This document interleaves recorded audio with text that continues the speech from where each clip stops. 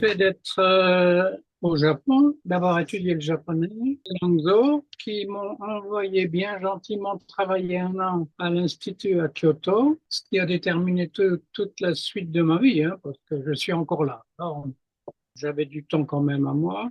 Comme j'avais fait assez de japonais, j'avais bien travaillé, je me suis mis à lire beaucoup, mais j'ai surtout lu du manga d'abord. C'était plus accessible immédiatement. C'est pour ça que j'ai découvert des auteurs extraordinaires avant tout le monde. Enfin, n'employons pas ces mots d'anciens combattants quand même. Mes premiers essais de traduction, c'est des traductions de manga. Je connaissais rien à l'édition. J'avais même pas pensé, jamais pensé à publier, simplement pour mon plaisir à moi, hein. Alors, à force d'en faire, et surtout que j'ai créé un cours 2 fois par semaine de manga, c'est-à-dire de traduction, de thèmes. Donc à la fin, j'avais des tas de bouquins. Il s'est trouvé que je suis allé à Angoulême avec Tezuka, mais pour mes propres frais, toujours, hein.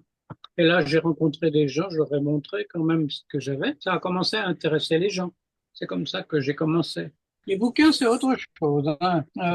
J'ai trouvé un auteur très intéressant. Par hasard, il était d'Osaka. Forcément, c'est intéressant. J'ai sauté là-dedans dans ce bouquin qui montrait les bas-fonds d'Osaka. J'ai dit, oh, ce bouquin-là, il faut que je le traduise. Et puis, au bout de, je crois, peut-être un an, parce que je ne suis pas allé bien vite, hein, je me suis dit, ben, tiens, je vais en vacances en Dordogne, donc, pas loin, il y a mon ancien prof de fac. Il m'a lu ça. Il m'a dit, c'est très bien, alors je vous le prends. Et il l'a publié à ce qui s'appelait à l'époque les POF, Presse orientaliste, hein, de France. Ça a été mon premier bouquin. Et puis à partir de là, bon, on a commencé à me connaître un petit peu, quoi. Ben, j'ai plongé dedans. J'ai une amie qui me reprochait de faire que des gros romans.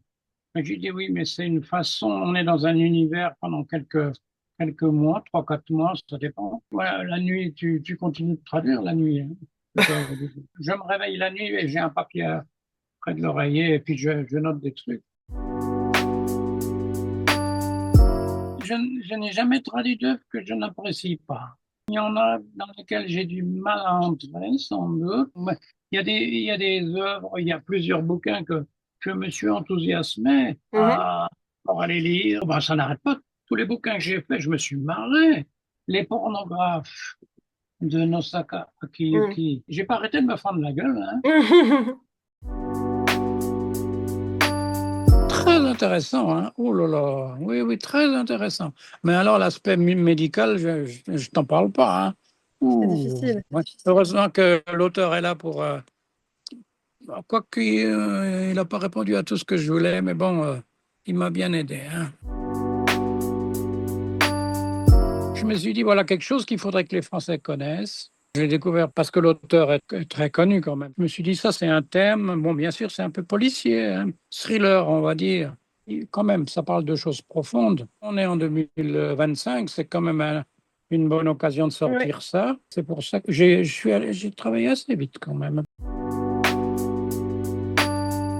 Le japonais, disons que ça ne me pose pas de problème, hein. La difficulté, c'est de rendre ça en français. C'est là qu'il y a souvent des problèmes avec les éditeurs. Bon, quelquefois, avec certains auteurs, j'avais besoin de régionalisme. Pour Nakagami, à un moment donné, le héros est dans le Nord. Il y a un copain aussi, ils ont 20 et quelques mois, ils sont jeunes. Ils vont dans un bar. Quand ils entrent dans le bar, il y a une hôtesse qui leur dit quelque chose, ils comprennent que dalle. Il lui dit à son copain, qu'est-ce qu'elle dit? Je sais pas. Alors elle répète, puisque ici tout le monde parle les deux langues, si Mhm. je puis dire. Mais pour cette première phrase, il fallait que donc j'ai demandé à un copain du Nord de me parler en ch'timi, quoi. En Mhm. ch'timi, il dit, c'est pas du ch'timi. Non, non, il faut pas confondre. D'accord, d'accord. Donc il m'a fait ma phrase. On aurait tendance à traduire le Osaka Ben dans quelque chose de populaire. Or, c'est pas populaire. En ce sens, c'est un dialecte très sérieux. Et le Kyoto Ben, c'est une langue tout à fait normale. C'est pas de l'argot, rien du tout, hein. Comment dirais-je? Il faut quand même que ce soit lu par des Français, je veux bien, mais il y aurait une forme de respect à l'original qui Oui. devrait exister, mais je m'aperçois que souvent, j'ai envie de dire, c'est uniformisé. Ah Ah oui. oui, toujours, toujours, Un petit mot toujours, quand même. toujours. Fayard, c'est terminé. De toute façon, je ne travaillerai plus pour Fayard vu ce Ouais. que c'est aujourd'hui, hein.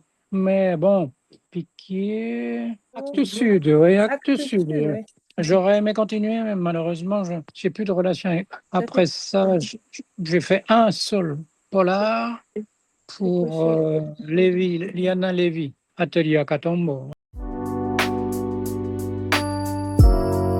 Et je préfère ne pas en parler parce que c'est la catastrophe annoncée. Premièrement, parce que les éditeurs, à mon avis, c'est des commerçants. Donc, il n'y a pas de raison qu'ils ne utilisent pas cette possibilité extraordinaire de se passer de personnel. Je suis un peu dur, mais il y a beaucoup d'éditeurs, à mon avis, hein, je ne parle pas de Vas-y, toi. vas-y. Dès l'instant où il y a la LIA, c'est pas possible qu'ils ne l'utilisent pas. S'il n'y a pas les lois qui les contraignent, Mm. qui mettent des barrières, hein. Il y a un certain traducteur très connu, mais son nom j'ai oublié, mais de toute façon je ne le dirai pas. Un traducteur français qui traduit dans 5, 6 langues, qui traduisent de l'italien, de l'espagnol, ça, de l'anglais, de l'allemand, pourquoi pas, je comprends. Mais il traduit du japonais alors qu'il n'a jamais étudié le japonais. Il l'avoue lui-même. Comment fait-il? Soit il travaille, il est marié à une japonaise, il travaille avec des japonais, mais là, avec l'IA, ça lui sera encore plus facile.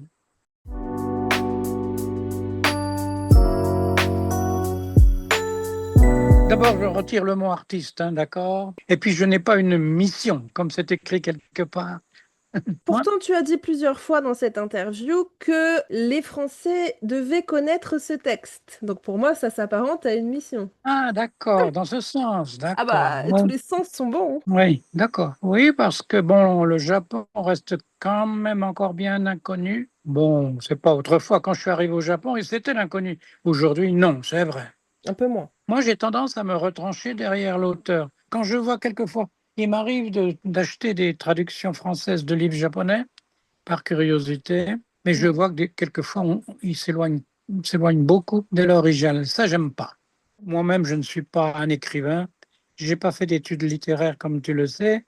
Donc, tout ce que ma façon d'écrire, c'est à force de lire, hein. J'habite au Japon depuis 50 ans maintenant. J'ai remplacé la France par les bouquins. Bien, bah écoute, en tout cas, moi je suis très contente de travailler avec toi. Des traductions très drôles et très dynamiques, comme l'homme, comme la personne.